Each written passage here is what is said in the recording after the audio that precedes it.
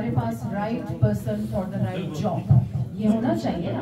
और ये उस वक्त होगा जब हम सब सिफारशी कल्चर को कहेंगे नो टू सिफारशी कल्चर।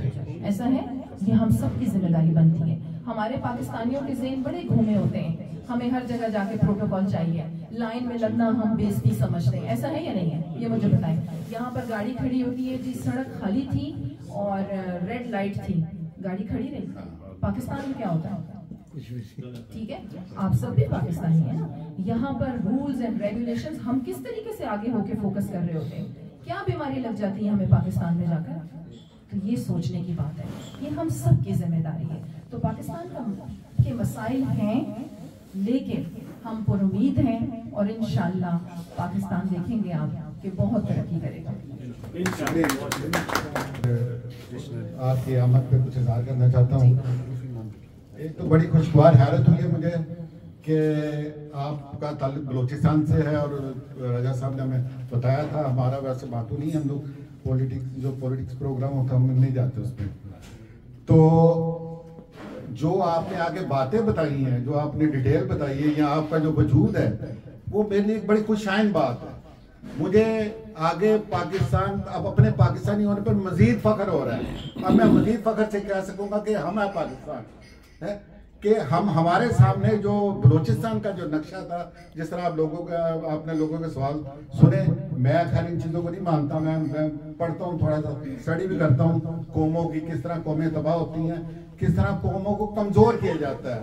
उसकी निशानी आपको यहाँ पे भी नजर आएगी, पूरी दुनिया में नजर आएगी कि हमें कोई चीज़ महसूस ही नहीं होती कि हम कर क्या रहे हैं रोड के ऊपर है।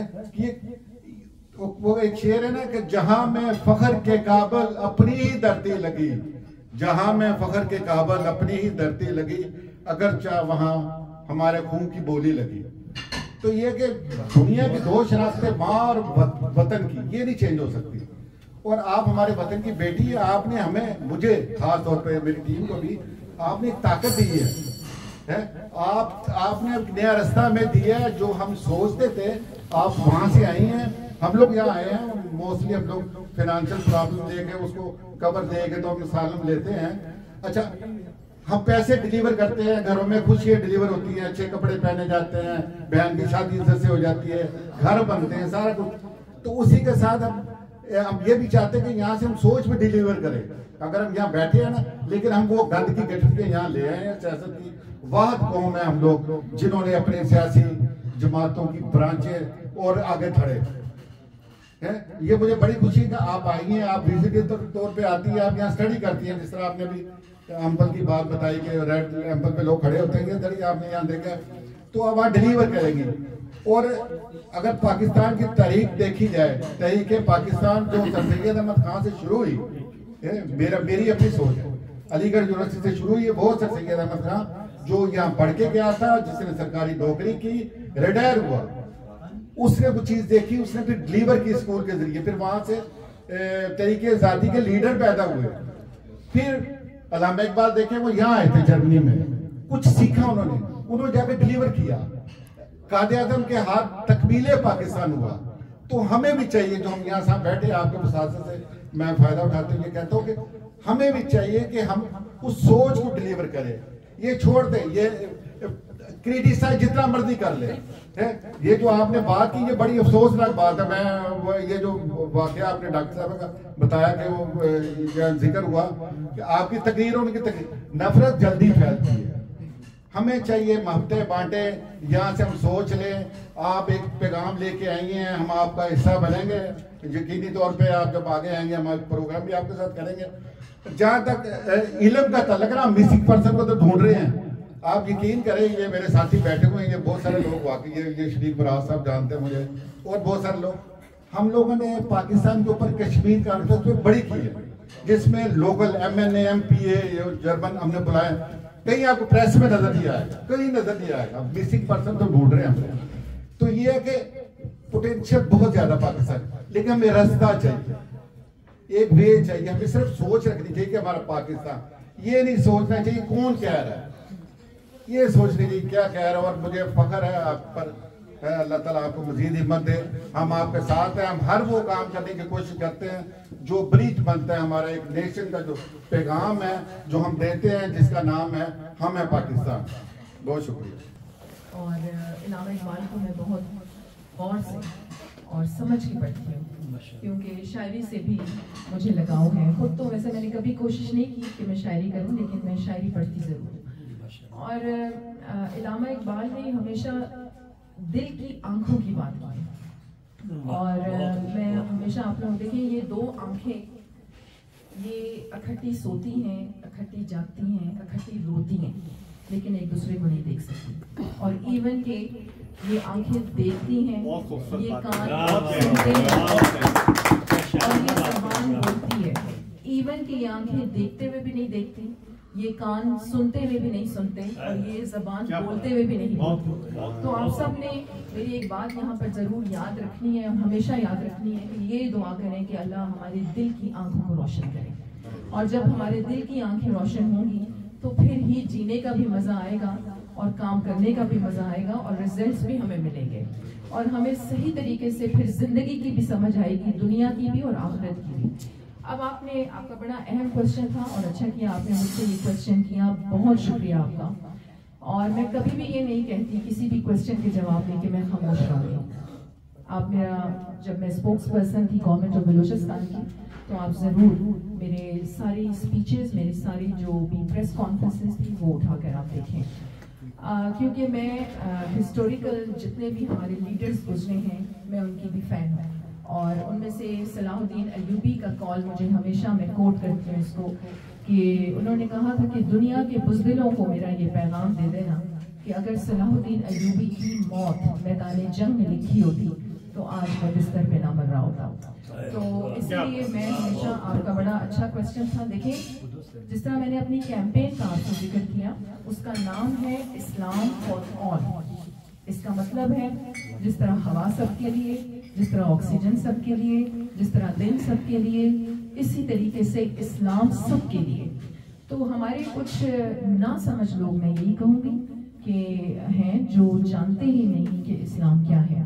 जिस तरीके से मैंने अभी जिक्र किया था कि स्वीडन में हम इसका प्रोग्राम रख रहे हैं, इसका भी एक मकसद था। मकसद ये था कि जिस तरीके से आपने देखा कि नौजुबिल्लाह कार्टून्स बन रहे थे, जिस तरीके से आप लोग देखते हैं कि आप लोग यूरोप में रहते हैं, यूरोप में ये वाक़यात ज़्यादा होते हैं, और जिस तरीके से आप देखिए कि कुरान पाक को जलाया जाता है, तो ये इस्लाम की वजह से, हमारे रसूलुल्लाह सल्लल्लाहु अलैहि वसल्लम जिन पे मेरी जान कुर्बान, उनकी वजह से नहीं है, ये हमारी वजह से, हमारे करतूत इस किस्म के हैं कि ये सब वाक़यात हो रहे हैं। और हालांकि इस्लाम के बहुत सारे ऐसे रूल हैं, हमारे जो जितने भी नबी गुजरे उनके ऐसे बहुत सारे रूल हैं जो यूरोप में, कनाडा में, यूके में, अमेरिका में उन पे काम हो रहा है, और वो उसको जिस तरीके से प्रैक्टिस कर रहे हैं, तो हम तो प्रैक्टिस नहीं कर रहे। और मैं इस चीज़ को मानती ही नहीं, मैं कुरान को और अपने रसूलुल्लाह सल्लल्लाहु अलैहि वसल्लम की तालीमात पे बिलीव करने वाली हूँ। और अब आजकल जिस तरह मैंने ये campaign of Islam for all लेके चलनी है, तो हमारे मौलवियों का क्या है, उनका इस्लाम तो सिर्फ औरत के पर्दे में रह गया और मर्दों की 4 शादियों में रह गया। ऐसे ही अब आप लोग भी सारे मर्द हजरात यहाँ पर बैठे हुए हैं, तो बस किसी में इस्लाम रह गया, उसके अलावा तो उनका कोई इस्लाम नजर ही मुझे नहीं आता।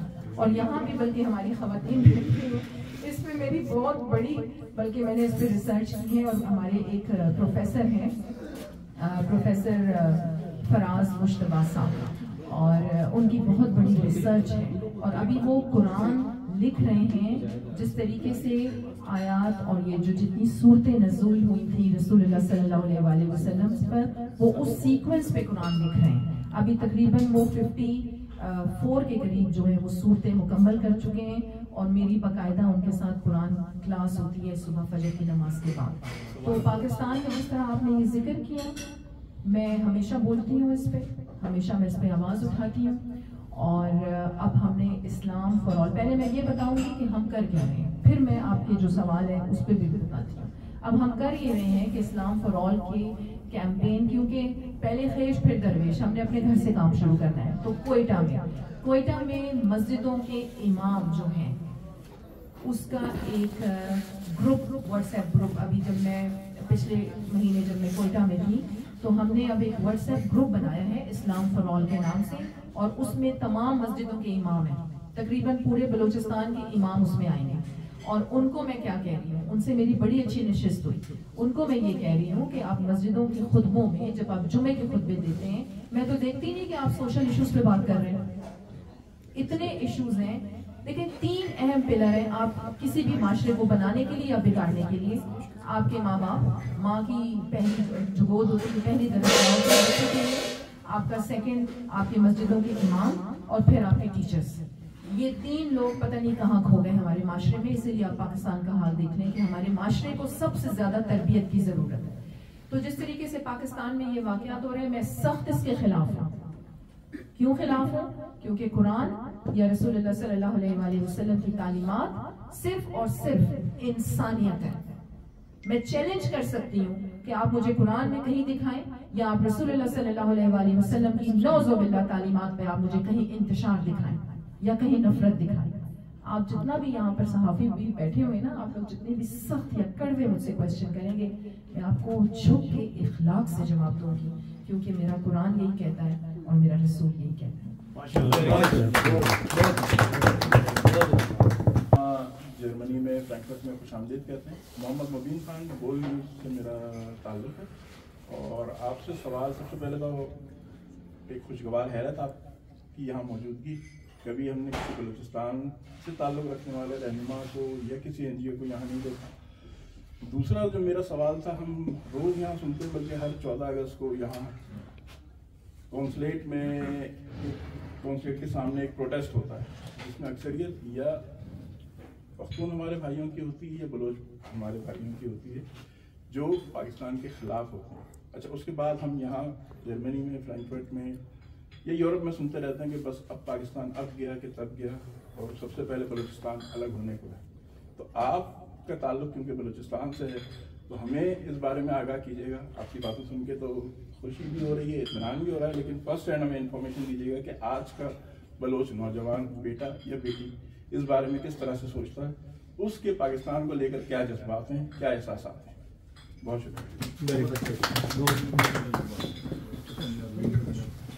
बहुत शुक्रिया। सबसे पहले तो आपने कहा कि एक बलोच बेटी या बेटा क्या सोचते हैं, तो मैं खुद भी एक बलोच हूँ, मेरी सोच आप लोगों ने सुनी। और इसी तरीके से हज़ारों की तादाद में, लाखों की तादाद में बलूचिस्तान की सरजमीन पे रहने वाले जो लोग हैं, चाहे वो बलोच हैं या पख्तून हैं या किसी भी कास्ट से ताल्लुक़ रखने वाले हैं, उनका एक अपना मिजाज है। और जिस तरह वो बहुत ज़्यादा बहादुर भी हैं, जिस तरीके से मेहमान नवाज भी हैं, इसी तरीके से वो बहुत ज़्यादा मोहब्बत करने वाले लोग हैं। तो देखिए, मसाइल वैसे तो पूरे पाकिस्तान में हैं, और बलूचिस्तान में जिस तरह आपने कहा कि प्रोटेस्ट आप देखते हैं, या तो वो ज़्यादा पख्तून होते हैं या वो ज़्यादा बलोच होते हैं। मिसमैनेजमेंट का शिकार है इलाके। और जिस तरह मैंने पहले भी आपको कहा कि अगर किसी मसले को आपने हल करना है, तो सबसे पहले उसके लिए आपने नियत करनी है। और कोई दुनिया का, मैं समझती हूँ कि मसला नहीं है जिसको आप हल ना कर सके। आप मुझे बताएं, क्या कश्मीर का ऐसा मसला है कि हल ना हो सके? पॉलिटिकल गेम्स है, हल होने नहीं दिया जाता।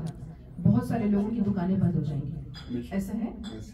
तो इसी तरीके से बलूचिस्तान और खैबर पख्तूनख्वा के भी कुछ इलाकों में जो मसाइल चल रहे हैं, वो भी इसी का ही नतीजा है। और यहाँ पर मैं ये ज़रूर कहूँगी, देखिए अपनी फ़ौज का जिक्र मैं हमेशा करती हूँ। क्यों करती हूँ? गलतियाँ सब में है, गलती आप में भी है, गलती मुझ में भी है।